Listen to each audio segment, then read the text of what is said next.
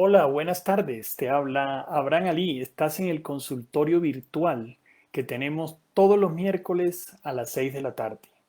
Bienvenido. Hoy realmente debo manifestar que es un día triste. Es un día triste para mi país, es un día triste para Colombia, porque hemos llegado a 380 defunciones.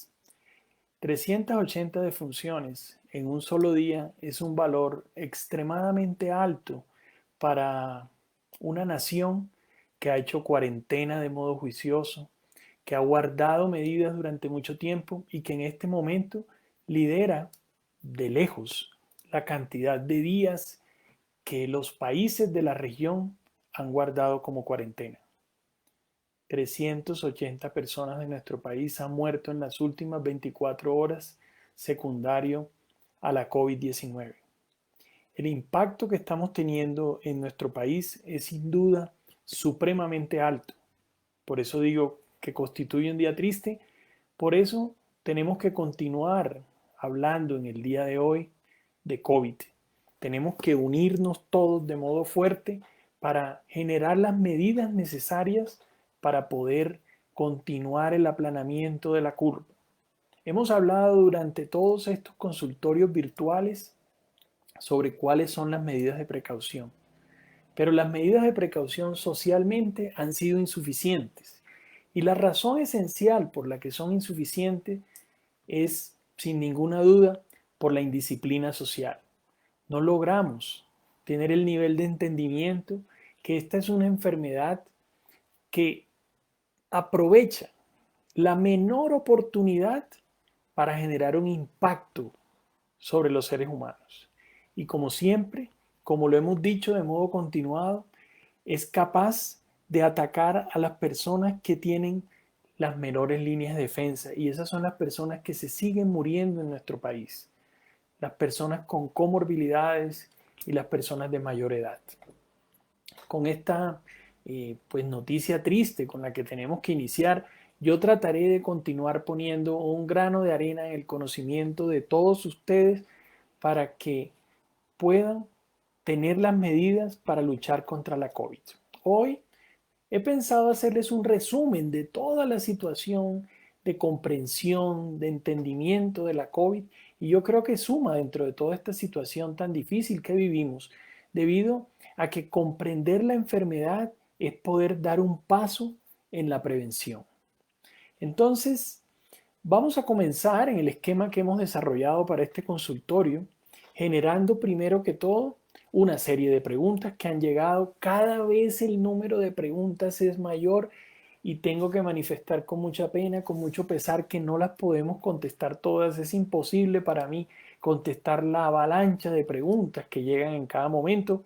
Contestaremos varias de ellas en el día de hoy. Hoy le doy la bienvenida a Chafía Correa, que está en Miami, siempre nos está acompañando, Natalia Roncancio, Silvino Acevedo, Erlinda González, todos ellos saludando. Algunos de ellos son personas que frecuentemente se unen a este consultorio, son bienvenidos, queremos que siempre vengan, que aprendan, que diseminen los conocimientos, que hagan las preguntas que tengan en todos los casos. Al igual que Miladis Peñarredonda, quien se está uniendo, y Juliano. Comencemos por una pregunta que manda precisamente él y me pregunta: doctor Ali, buen día, ¿ya se aprobó en Colombia la prueba de COVID con antígenos? ¿Qué diferencia hay entre esta y la PCR y cuál es más precisa? La prueba más precisa que existe para diagnosticar SARS-CoV-2 que se manifiesta en enfermedad como COVID-19 es la PCR con transcriptasa reversa. Esa es la prueba reina, la esencial, que nos muestra el contenido genético del virus, y al saber que es el contenido genético del virus estamos seguros que es el virus.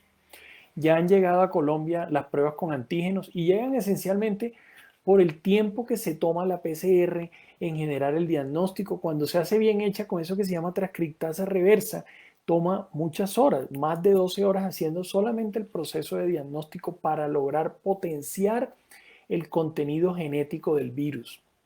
Entonces, como estamos en una avalancha tan terrible como lo he manifestado, que entren otras pruebas diagnósticas es una cosa positiva. Entonces, la mejor la PCR, después vienen las pruebas de antígeno. Recuerden que en algún momento les expliqué y voy aprovechando a decirles los que tenía que comentarles el día de hoy como tema central, el virus está cubierto de una estructura que tiene unas proteínas en su parte superior y una de esas proteínas se llama la S, que es la que genera las espigas que forman la corona del coronavirus. Esas, por ejemplo, se pueden detectar y aislar y se sabe que esa proteína indica que está el coronavirus presente. El problema con estas pruebas es que puede tener reacciones que confundan con otros coronavirus. En Colombia eso es poco frecuente, por lo cual hay que entender que si aparece esa proteína es que efectivamente estamos en presencia del COVID-19. Pero la especificidad de la prueba es 90%, es inferior a la de la transcriptasa reversa, a la de la PCR que se toman todos en la nariz. Y debajo de esa viene lo que todo el mundo se está haciendo ahora de modo masivo y genera a veces confusión, no digo que sea malo, pero hay que aprender a interpretarlo, que es la inmunoglobulina G y la inmunoglobulina M. Ese más o menos es la escala y ya les estoy adelantando los conceptos que pensaba que comentáramos hoy. Ahora, se conectó también ya Liliana de Duque, Álvaro Garrido, Naida Ali, José Picado desde Costa Rica. No habíamos tenido una persona de Costa Rica en este consultorio en vivo. Bienvenido, José. Miritz Laforí, Lesfi González. Ahora, contestemos la pregunta de Linis Valencia. Doctora Lee, tengo una feliz tarde agradeciendo su respuesta. ¿Es verdad que los remedios caseros, el cremor tártaro mezclado con jugo de naranja ayuda a limpiar los pulmones? ¿Qué tan cierto es? Yo comenté en alguno de los posts que aparecen en Instagram principalmente que los cítricos pudieran tener efecto benéfico, pero cuando se han sometido a evidencia médica rigurosa, no han generado grandes diferencias para prevenir las infecciones por virus. Por otro lado, cuando se han probado uvas u otras sustancias, generan efectos positivos. En general, el consumo de los vegetales es supremamente positivo. No tengo experiencia con el cremor tártaro en cuanto a su implicación, pero soy respetuosa de las medicinas que toman la parte naturista como centro del conocimiento. Pero también debo advertir que algunas de las medicinas naturales también tienen efectos secundarios. A veces ustedes, los pacientes, piensan que el consumir productos naturales es absolutamente seguro y eso no es cierto. También tienen sus precauciones. Giovanni Villamizar dice que es asmático, pero ¿cómo puede saber si además presenta EPOC? Es una pregunta interesante. Si fumaste, si durante la vida has estado expuesto a productos minerales, a material particulado, o eso no pasa en hombres, pero en el caso de las mujeres, cocinado con leña, por ejemplo, haber tenido el antecedente de tuberculosis o infecciones que hayan terminado en bronquiectasia, pudieras tener EPOC asociado. Hay una enfermedad que se llama ACO, que es la superposición del asma con la EPOC, y esas dos pueden generar mucha reactividad de los bronquios, pero a largo plazo comportarse como EPOC. El EPOC a largo plazo disminuye la vida de las personas. El asma, por el contrario, no tiene ese impacto. Quisiera que pasara la COVID para que dedicáramos estos consultorios a hablar de asma, de EPOC, de apnea del sueño, de neumonía, de vacunas contra la gripa. Son miles los temas que podemos discutir en el mundo del pulmón. Álvaro Jiménez nos acompaña, dice que se están cuidando, me alegra mucho por lo que acabo de comentar de los 380 muertes en Colombia. Saludando a Angélica desde Chile, Angélica Sandoval desde Barranquilla, Beatriz Jiménez desde Cartagena, Manuel desde Bogotá, Nelly Román, saludando, Tamini, Cecilia Arrieta desde Valledupar, saludos, Lini Valencia, y Genoveva Ellis, ahorita miro la pregunta que hace. Entonces, ahora respondamos a Rosa Mercedes Godoy, excelente explicación, ¿tiene cura el reflujo gastroesofágico? Saludos de Argentina. Yo preferiría responderte, Rosa, que no tiene cura. ¿Por qué? Porque La forma definitiva de acabar con una hernia yatal, por ejemplo, que es la que en la mayoría de los casos facilita el paso del ácido del estómago hacia el esófago, es con una cirugía. Pero esa cirugía se ha vuelto prácticamente una moneda al aire. Eso significa que la tercera parte de los pacientes operados para reflujo queda igual, la tercera parte se puede empeorar y la otra tercera parte se mejora. Por eso uno cada vez sugiere menos intervenciones para el reflujo gastroesofágico. Ahora, Leandra Condori Flores quisiera saber si después de vacunarse contra neumococo puede comer mariscos. Sí, eso no hay una relación directa entre esas dos cosas. Colombia Córdoba dice que clorafenicol se puede tomar con estómago vacío. Solo tengo suero oral, es que le ha dado tifoidea. Pues existen medicamentos alternativos, diferentes antibióticos. Tienes que hablarlo con tu médico, Colombia, porque el cloranfenicol cada vez tiene un papel menor, solo en casos extremos lo usamos en general en medicina, ha quedado relegado porque tiene un impacto que se llama anemia por destrucción de la producción de los glóbulos rojos. Mi invitación es que dialogues eso con tu médico, no sé en qué país estás, probablemente hay algunos países en los cuales haya restricción para conseguir otros antibióticos, entonces pues hay que darlo porque es la alternativa que tienes. Sandra Liliana Rosas dice que tiene síntomas de ardor en la garganta, aparentemente amigdalitis, dolor de oído, dolor de cuello, tiene 51 años, ya le hicieron endoscopia, encontraron hernia yatal. Precisamente ese es el en vivo que hice hace 7 días. Te invito a que lo mires con mucho cuidado todo lo que comenté allí o que visites el canal de YouTube Pulmón Crítico donde tengo ya 2 videos hablando del reflujo, del impacto respiratorio y de lo que tú estás comentando allí, Sandra. Aprovecho para decirles que en el canal de YouTube ya llegamos, porque somos una comunidad, una tribu, buscando el conocimiento de las enfermedades respiratorias y la salud pulmonar, a 15,000 seguidores del canal. Entonces sigue creciendo. Cuando lleguemos a 20,000 haremos un evento seguramente especial. Va a ser pronto porque el crecimiento se está dando muy grande, mucho más de lo que realmente esperé. Y aprovecho para agradecerle, como siempre lo hago, a Daniel Anantes, quien maneja todo este tema de las redes que se vuelve tan complejo por los diferentes sitios a los que ustedes pueden acceder. Arturo Medina dice que si es aconsejable bañar a una persona que está en proceso de sanar de una neumonía, es su mamita, eh, llevan 3 días sin bañarla y se siente incómoda. Esta es una pregunta importante. Generalmente las personas tienen un imaginario en el cual bañarse o que les caiga agua se relaciona directamente con neumonía. No es el agua en sí la que produce esos fenómenos. En esos casos, cuando hay exposición a agua generalmente fría, es un tema de cambio de temperatura dentro de la vía aérea. Los cambios de temperatura exponen más las cilias pulmonares y facilita que se desarrollen las infecciones. Es más ese tema.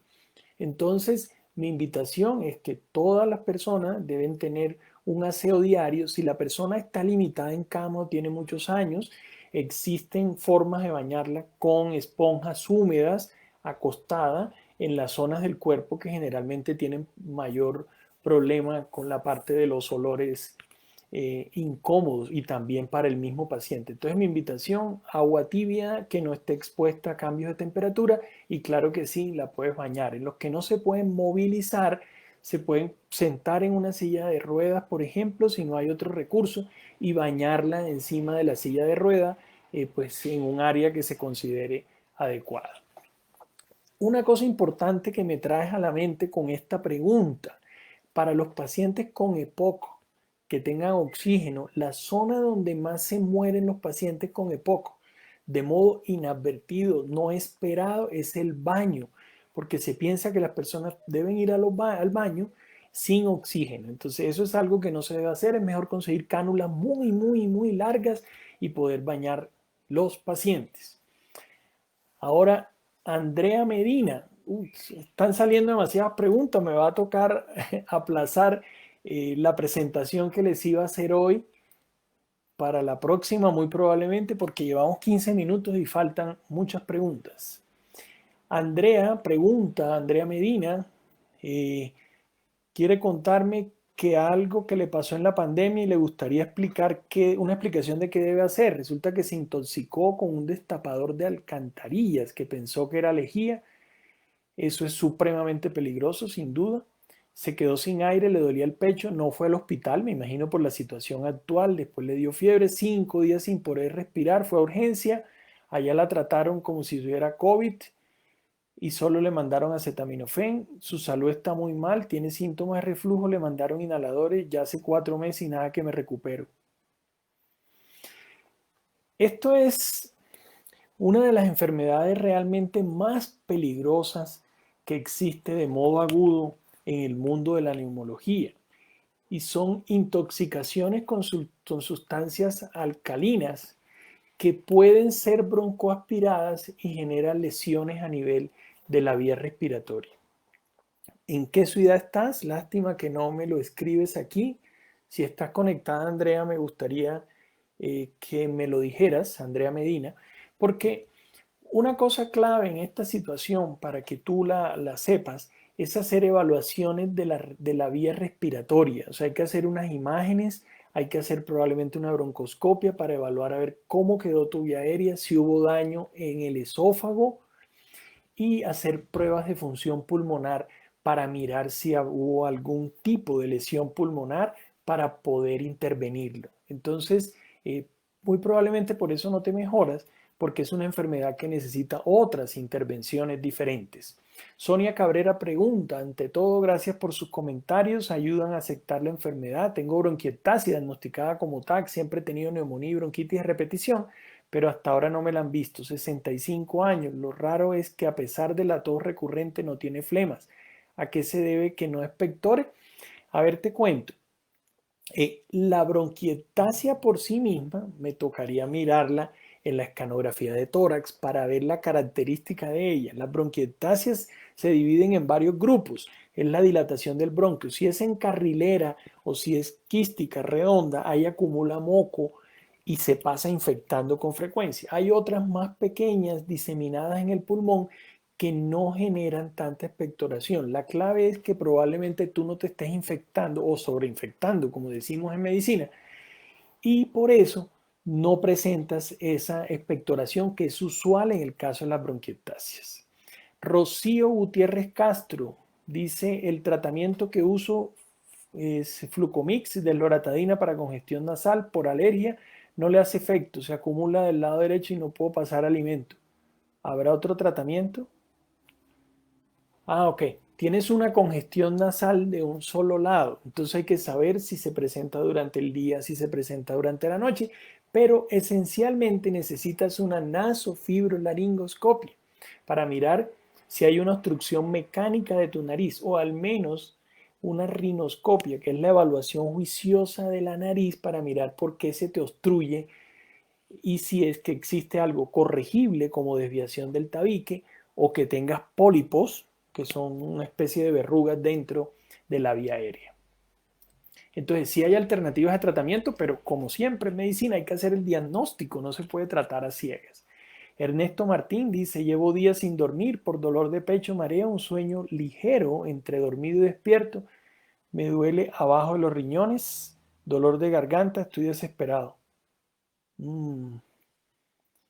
Muy pocos datos, Ernesto. Realmente con esta información de que no duermes bien, te desesperas y te duele la garganta y la espalda, esto puede corresponder a muchísimas enfermedades. Siento no poder orientarte de una mejor forma con la información que tú me brindas. Eh, como les dije, han salido tantas preguntas que es posible que no logre hacerles la presentación que le traía hoy, pero quiero no dejar pasar una cosa. La Asociación Colombiana de Infectología liberó lo que se llama el semáforo de la COVID. A mí me gustó muchísimo, me parece supremamente útil porque muchos de ustedes se pueden estar preguntando, ¿qué hago si me da COVID? ¿Qué hago si tengo este síntoma? ¿Cómo me comporto en esta situación? Otros, como siempre, quieren encontrar el remedio mágico que no existe. Pero el semáforo que liberó la Asociación de Infectología tiene varias cosas interesantes. Ellos lo dividen en la parte verde del semáforo, la parte naranja y la parte roja. Entonces te lo voy a explicar para que sepas cómo actuar en cada una de las situaciones. Entonces, primero, lo que presentan es que si tú estás en tu casa y tienes, por ejemplo, tos seca, con algo de expectoración, estornudos, dolor de garganta, diarrea, tiene fiebre, pérdida del gusto del olfato y malestar general, hasta allí, que es lo usual que se presenta en la COVID, en ese caso estás en verde.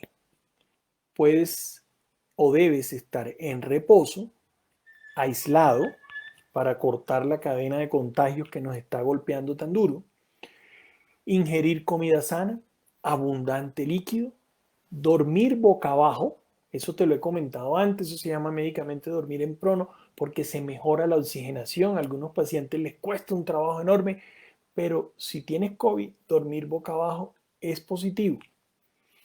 Puedes quedarte en casa y solamente hay que hacer una vigilancia de los síntomas por ti mismo, idealmente tomar las pruebas para definir el diagnóstico. Hasta ahí vamos en la forma usual de actuar. Ahora vamos a la parte naranja del semáforo.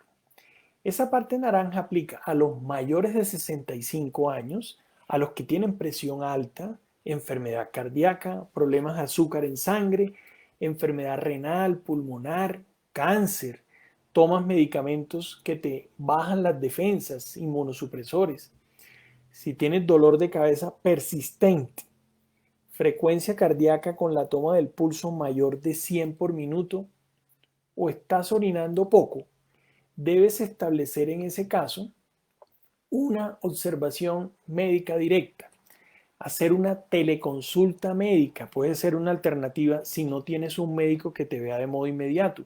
Tienes que comentar esto a tu EPS, al hospital cercano, al sistema de salud que tú tengas disponible. Eso es muy importante. Yo tengo en casa muchos pacientes con enfermedad de esta que consideramos limítrofe, que considero que tienen un riesgo de deterioro, de empeorarse.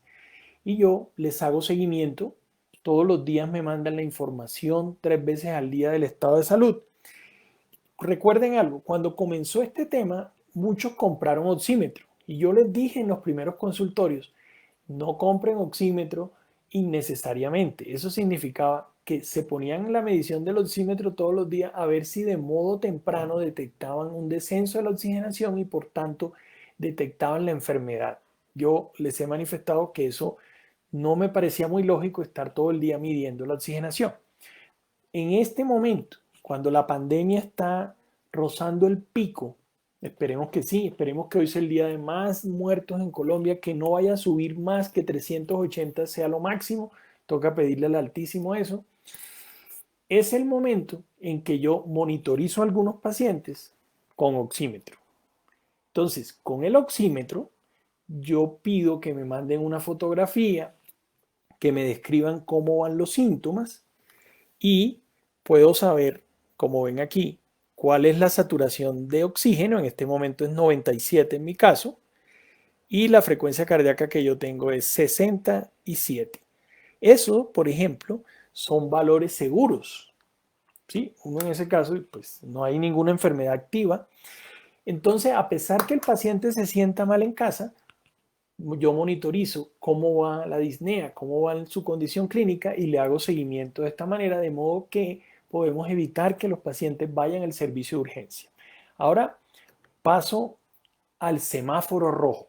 El semáforo rojo es respirar más de 25 veces por minuto, tener una sensación de ahogo alcanzado, no psicológica. Aquí viene un tema importante y es que muchas de las personas que tienen COVID ya diagnosticado tienen la sensación que me estoy ahogando y en ocasiones les juega una mala pasada la parte emocional. Es difícil controlarlo, pero es la invitación a entender que toca mantener la calma para mirar eso. Uno mismo no se puede medir el número de respiraciones por minuto, porque en la medida en la que los seres humanos nos hacemos conscientes de la respiración, respiramos más rápido. Tiene que medir lo otro, más de 25 riesgos, sensación de ahogo, voz entrecortada, labios o dedos morados, confusión mental que alguien la perciba en un familiar, por ejemplo, somnolencia o si la pulsoximetría tiene valores bajos.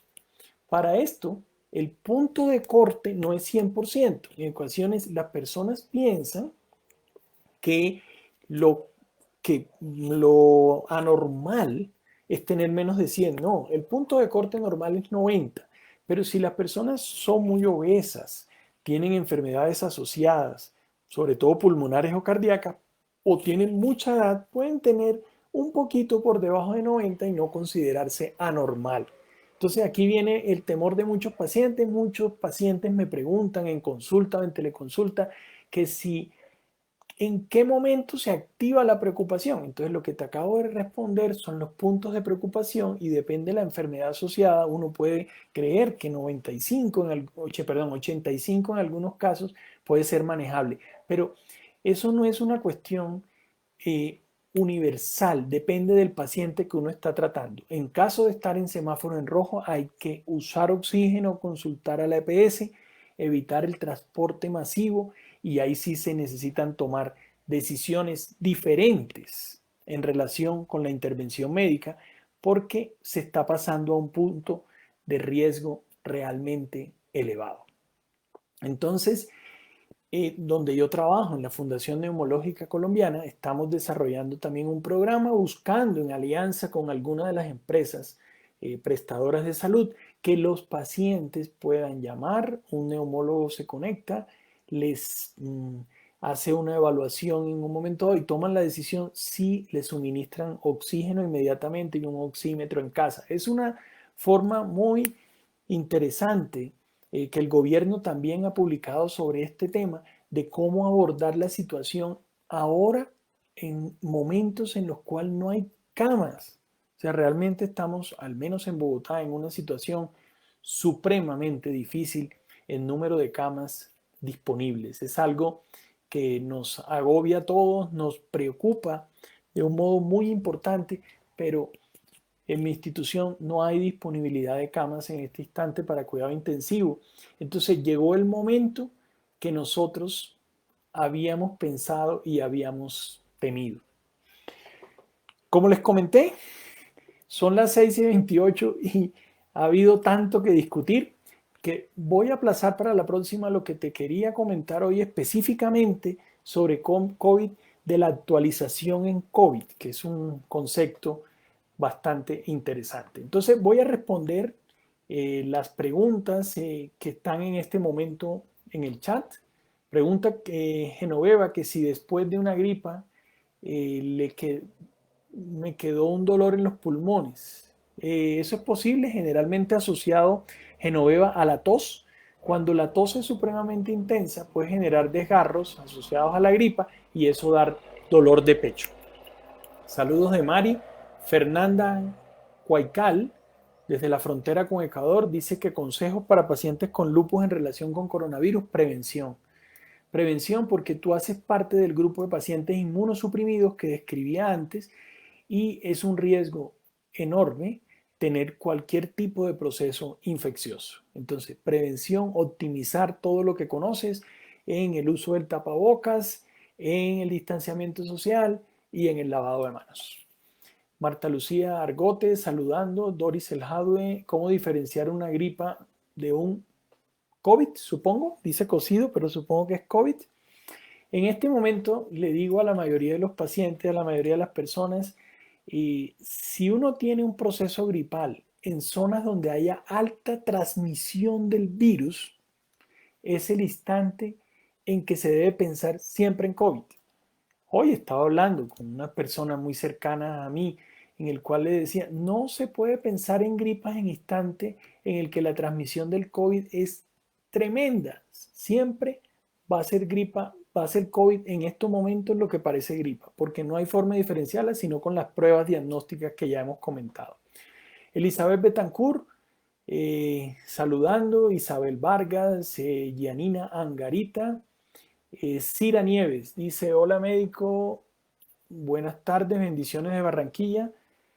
Si esto hubiese sentido antes del coronavirus, diría que eso desde el año pasado. A veces siento un suspiro profundo, como si tuviera atravesado el pecho, me toca hacer un bostezo grande, abrir la ventana para respirar. Sí, en esos casos puedes tener tres cosas: enfermedad pulmonar, enfermedad cardíaca o reflujo, como hemos dicho. Yo les expliqué la vez anterior en el consultorio el miércoles pasado qué significa un reflujo en la sensación neurológica que produce para el deseo de tomar aire profundo. Miles desde Panamá, hay forma de diferenciar la falta de aire por ansiedad y la generada por algún padecimiento. No, generalmente se vienen los cuestionamientos relacionados con dialogar con el paciente, esperar que el diálogo, la tranquilidad, mirar los signos vitales que estén bien, muestra que es un proceso psicológico y no de otro tipo.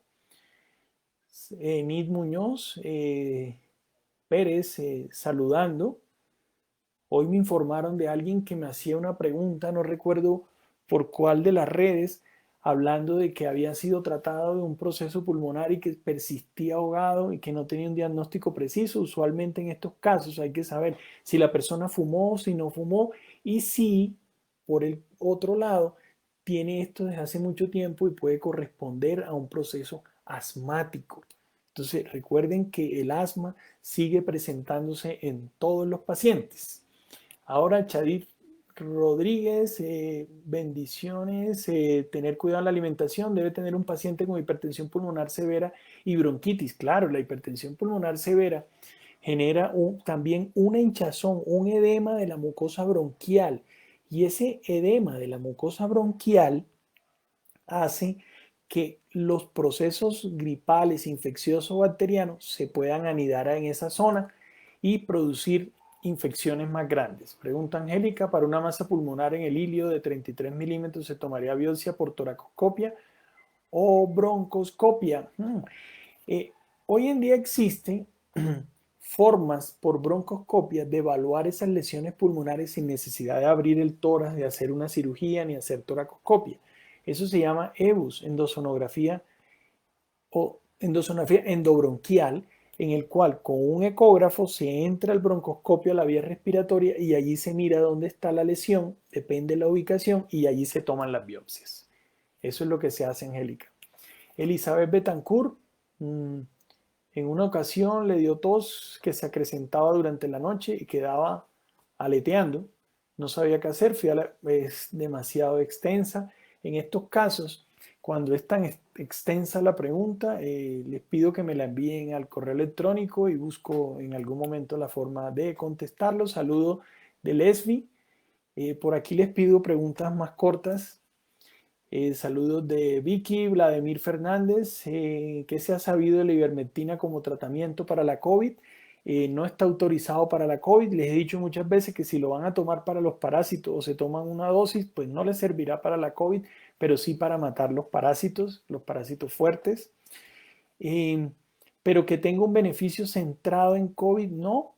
Eh, Definitivamente no hay investigaciones que le den soporte. Piedad Calderón, saludando. Rodolfo Zambrano desde Magangué. Rodolfo tiene un programa supremamente interesante que se llama Anochecer Caribe. El viernes anterior estuvimos en su programa. Él tiene un noticiero muy bueno en vivo al cual los invito. Las personas, como acá se unen varias personas de Magangué, los invito que lo miren a las 9 de la noche. Está con su colega Juan César, periodista, supremamente interesante, temas muy importantes. Preguntan por marca de oxímetro. Aquí me dan una marca. Esa te funciona bien. No hay que tener un gran oxímetro de marca. Sí, en general los oxímetros, aunque no sean finos, van a marcar bien cuando es de 80 hacia arriba. La calidad de un oxímetro, ya que cuando se necesita uno realmente poderoso, es cuando es menos de 80 y cuando la persona se está moviendo, haciendo actividad física y midiéndose la oximetría. En esos casos pierden sensibilidad, especificidad la medición que se está haciendo. Entonces, quédate con tu oxímetro y no gastes más en eso. Astrid Marcela Suárez saludando, ella está en Bogotá, y Natalia Condori. Son las 6:35. Debo despedirme de ustedes. Espero que nos veamos el otro miércoles. Me va a tocar cambiar la metodología el otro miércoles y voy a comenzar por presentarles la información. Es como un gran resumen de COVID de lo que hoy en día se sabe.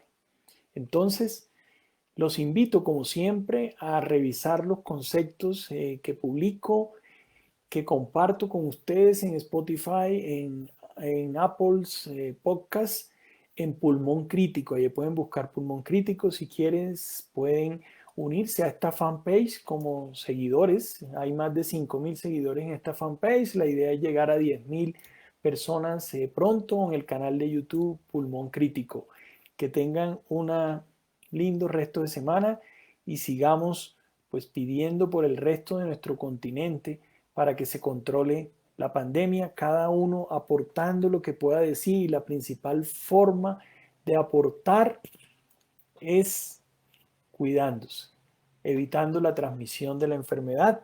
Miladis me dice aquí que quiere más tiempo. Trataremos en la medida de lo posible. Que tengan un abrazo y quedo pendiente de todos ustedes.